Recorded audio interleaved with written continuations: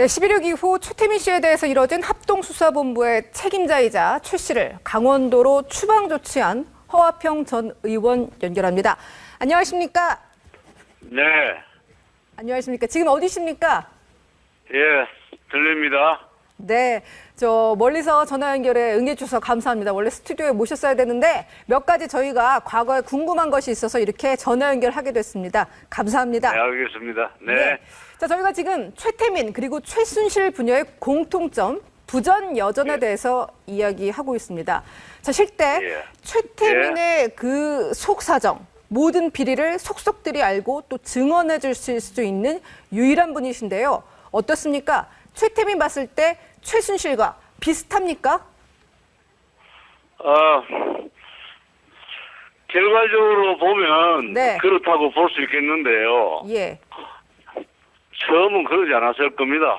처음부터 최순실은 그러진 않았다. 젊은 나이였고 예. 최태민 그 부친은 이제 어른으로서 박근혜 당시 양과 거래를 계속 하고 있었으니까 옆에서 보고 있었겠죠. 근데 최태민 씨는 이제 대통령이 죽었기 때문에 그때 뭐 여러 가지 이야기가 있다 하더라도 그거는 그 부분으로서 끝났지만 이 최순실 씨는 그 후에 네. 박근혜 그 전에 영예께서 대통령이 된 다음에 네. 이 영향력을 행사하고 다니면서 온갖 나쁜 일을 했기 때문에 예. 아버지 때보다는 더 많은 정치 사회적 파문을 일으켜가지고 예. 지금 시끄러운 것이죠. 공통점이 있다면은 네. 결과적으로는 같은 현상이 드러났지만 네. 처음은 안 그랬을 겁니다. 점은 그렇지 않았을 텐데 아버지를 보고 예. 어느 정도 예. 배웠고 또 똑같은 정치적 상황에서 결과는 같아졌다 이 말씀이시군요. 그렇죠. 네. 그 이제 아버지가 살아 계실 때부터 박근혜 양이 대통령이 될 거다. 네. 그랬었는데 나중에 돌아가신 다음에 진짜 대통령이 됐으니까 예. 최순실로서는 사실 자신만만했을 것이고 예. 대통령께서는 최순실이가 얼마나 든든했겠습니까? 대통령이 된다고 꾸준히 얘기를 해주니까요. 그렇게 말이죠. 예, 그 결과적으로 보면 그렇게 연결이 됩니다. 최태민이 정말 박근혜 네. 대통령 영예 시절부터 당신은 대통령이 될 것이다. 이런 암시를 계속 줬다는 것이 사실입니까? 예, 그거는 거의 틀림없는 것 같아요. 직접 내가 예. 들은 바도 아니고 네. 또 박근혜 양을 그 당시에 우리가 조사한 것도 아니지만은 네. 여러 가지 지형으로 봐서 그 이외에 다른 이유가 있을 수가 없습니다. 여러 가지 이야기가 나오지만은 예. 대통령이 될 거다 당신이 네. 이것이 결정적으로 두 사람의 관계를 계속적으로 연결하는 고리가 되지 않았나 싶네요. 박근혜 대통령의 권력욕이 40년 연결고리의 핵심이 됐다는 말씀이신데요. 자, 사회가 시끄럽다 보니 제가 이런 질문을 드릴 수밖에 없을 것 같습니다. 좀 외람된 말씀입니다만. 자, 이전에 의원님께서는 박 대통령이 최태민의 덫에 걸린 것이라고 하셨는데요. 자, 합수부 조사 결과 최태민이 주술을 부린다는 증거 나왔습니까? 예? 조사를 무엇이요? 하셨는데요. 주술을 부릴 예. 수 있었다. 최태민이 주술을 부릴 수 있었다는 증거가 나왔습니까? 주술에 걸렸다. 네. 저는 그건 믿고 싶지 않습니다. 결과는 왜냐하면, 어떻습니까? 예. 왜냐하면 적어도 대학까지 나온 배운 사람이 네. 사기꾼의 주술에 쉽사리 넘어가지는 않죠. 물론 사기치는 사람은 전형적인 수법이 그런 수법을 쓴다고요. 네. 그 정도로 해서 박근혜 양이 최태민에게 넘어갈 수가 없습니다. 네. 안 그럴까요? 저는 순수히 이 최태민이를 우리 박근혜 양이 봤을 때는 가신처럼 보이고 네. 자기를 위해서 헌신하신 충신처럼 보였겠죠. 네. 예? 그리고 자기의 그런 권력 의지를 실현함에 있어서 누구보다도 도움이 될 것이다. 이런 상태에서 관계가 형성이 된 것이지. 네. 귀신이 덮여서 예. 최태민을 철석까지 믿었다. 저는 그걸 믿지 않습니다. 조사 결과에서는요, 그 원자경이라는 무당 이름으로 행세를 했었다. 예. 이런 얘기도 나오지 않았습니까? 예, 최태민은 온갖 형태로 네. 그런 짓을 했습니다. 그럼 무단 자기가 행세를 하고 다닌 것도 사실입니까? 저는 그 점에 대해서는 잘 모르는데요. 합수부 본 바도 네. 없고, 예. 자, 합수부 조사 결과 과거 행적에 대해서 무당 경력이 있었다. 이 부분에 대해서는 조사가 이루어지지 않았다는 말씀이십니까? 근데 최태민의 네. 경력을 보면 예. 너무 복잡하고 길어서 네. 어느 하나 제대로 이 사람의 진정한 이 실체가 뭐냐 예. 이게 구분이 안 됩니다.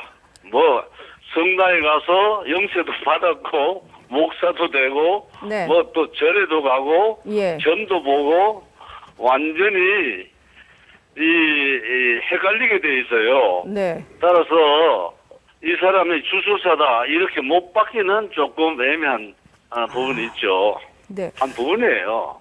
또 요즘에는 워낙 사건이 터진 지 시간이 오래 가다 보니 이런 얘기까지 나옵니다. 유 여사와 이 최태민이 접근을 했을 때 유경수 여사와 박근혜 영애만 알고 있는 내용을 어떻게 귀신같이 알아서 그 내용을 유경수 여사에게 들었다라고 하면서 박근혜 영애에게 접근을 했다는 얘기도 있는데요. 이거는 사실일까요?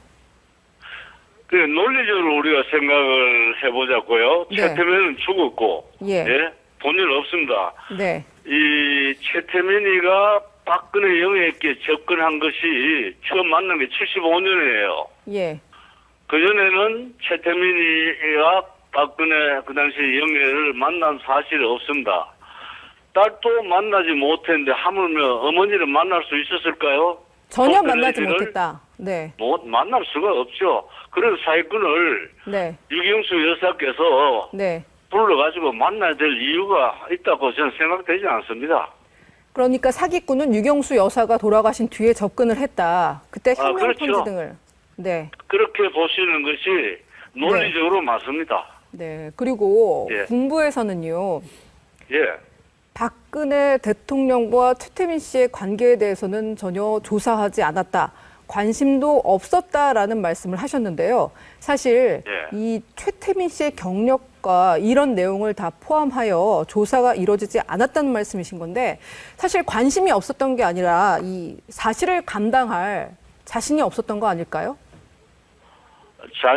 자신이 없었다고요? 네, 이 사실을 감당할 만큼 사회적 충격을 감당할 수 없었기 때문에 그런 덮고 건 간 것 없습니다. 아니십니까? 예. 우리가 누구의 위로부터 지시받고 최태민 세만 봉사단 문제를 처리한 것이 아니고 네. 우리 합수부 당시 본부장은 전두환 장군이죠. 예. 합수부 이 측에서 이제 사후 처리를 하는 과정에 우리 돌아가신 박 대통령 근혜의 문제를 우리가 챙겨야 되니까 네. 이 과정에서 제일 우선적으로 처리해야 될 것이 뭐냐 이게 최태민 세만 봉사단이었기 때문에 우리가 처리를 한 건데 그 과정에서 우리에게 간섭할 사람도 없고 그렇잖아요. 우리가 네. 물어볼 필요도 없는 거죠. 다만 중앙정보부에서 그동안 쭉 모아온 자료 네. 나쁜 짓 한 자료를 그것이 검찰에 넘어간 사실이 있었는데 네. 검찰도 그걸 조사를 하지 않고 이제 그대로 넘어갔거든요. 그 자료를 가지고 네. 거기에 있는 비사실만 우리가 조사를 했습니다. 나머지 일체 조사를 안 했어요. 누가 두려워서 한 것도 아니고 왜 그랬나 제가 뭐 늘 이야기했지만은 돌아가신 박 대통령 네. 영예를 보호하기 위해서도 이게 불필요한 말이 나가면 안 되니까 딱 팩트 위주로 그만 조사하고 끝낸 거예요. 지금에서는요, 가족들로부터 박근영 씨 남편인 신동욱 씨로부터는 최태민 그리고 최순실 일가가 박근혜 대통령에게 최면을 걸었다는 얘기까지 나오는데요. 이것도 역시 아니라고 생각하시는 건가요? 뭘 받았대요? 최면입니다. 최면. 최면을 걸었다. 최태민이 박근혜 영예에게 걸었는데 최면을 걸었다. 네. 그거는 뭐 이제 평범한 네. 우리 소시민들은 그렇게 이야기할 수 있어도 네. 우리 신동욱 씨는 저는 잘 모릅니다. 네. 전 뭐 신동욱 씨 이야기는 그 자기 부인의 이야기를 토대로 했기 때문에 객관적으로는 틀리지 않았다고 보지만은 우리 박근영 씨도 우리 최태민과 박근혜 당시 영의 사이에 있었던 일을 본 것도 없고 잘 모를 거 아닙니까? 예. 그렇죠? 예. 따라서 들은 말 추측이해서 이야기를 할 수는 있었겠죠. 그거를 이제 신동욱 씨가 그렇게 전할 수도 있겠는데 체면은 정신병자나 걸리는 거지 멀쩡한 사람이 체면 잘 안 걸립니다. 저는 그렇게 생각해요. 네. 우리 박근혜 대통령이 얼마나 의지가 강한 분이신데요. 함부로 알겠습니다. 체면이 걸렸을까요? 기업에서 생각이 돈을 안 됩니다. 네, 이 분야에 네. 기업에서 돈을 뺏는 형태도 무척이나 닮았다 이런 얘기가 나오고 있습니다. 분야의 무력 역시 엄청난 것으로 확인되고 있는데요. 최태민은 예. 당시에 재벌에 전화질을 해서 박근혜 영예를 팔아 부정 축제를 해왔다 이런 의혹도 제기되고 있는데요. 이런 점 역시 분야가 닮았다고 볼 수 있을까요? 글쎄요, 뭐 그 부분은 조사를 안 해서 모르겠습니다만 비단 최태민이 뿐만 아니고 최고 권력 네. 또 힘 있는 권력 가까이 있는 사람은 사기칠 마음을 먹으면 100% 활용해서 자기의 호주머니를 채우죠. 이 경우는 최태민이가 가장 대표적인 케이스니까 우리는 모르지만 많은 돈을 뜯었지 않겠나 추측은 할 수 있죠. 네. 그리고 우리 의원님은 최태민을 격리 조치하고 가장 합수부와 그리고 또 중정의 조사 결과를 취합해서 가장 세밀하게 이 사건을 들여다보신 분인데요. 최근 며칠간의 사태를 보면서 그때 완벽하게 싹을 제거했으면 좋았을 텐데 이런 후회는 들지 않으십니까? 예? 어떤 거요? 예. 며칠간의 사태를 보면서 당시 11.6 이후에 최태민을 완벽하게 제거하지 못한 이 상황에 대해서 후회는 혹시 들지 않으십니까? 뭐 후회할 사항이 아니죠. 왜냐하면 네. 통상적으로 예. 그런 상황에서 그렇게 처리가 되면 그래서 끝이에요. 통상적으로. 네. 합수본부가 그때 상당히 영향력이 많았지 않습니까? 또 그 당시는 계엄 상태였고 그런 아주 심각한 상황 속에서 국가기관이 최태민을 불러서 조사해서 격리시키고 네. 세만 봉사를 해체했다. 뭐 그럼 끝이죠. 그 이후에 그와 같은 될 줄은 저희들은 상상 못한 겁니다. 그러니까 뭐 후회고 뭐가 없는데 이건 아주 저희 어떤 독특한 케이스예요. 네, 알겠습니다. 오늘 인천에서 멀리 전화 연결에 응해주셔서 감사합니다. 허평 전 의원이었습니다. 감사합니다. 네. 네, 감사합니다.